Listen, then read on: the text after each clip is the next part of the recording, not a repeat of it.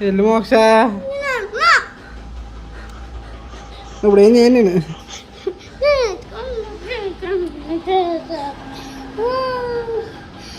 ఎలా తయారవుతారన్నమాట స్కూల్కి వెళ్ళకపోతే పిల్లలు.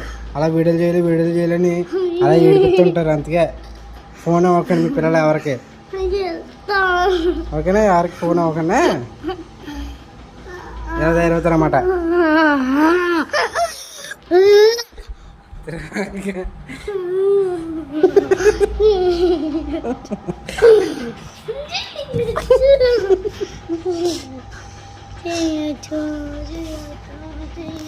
నాకు ఐదు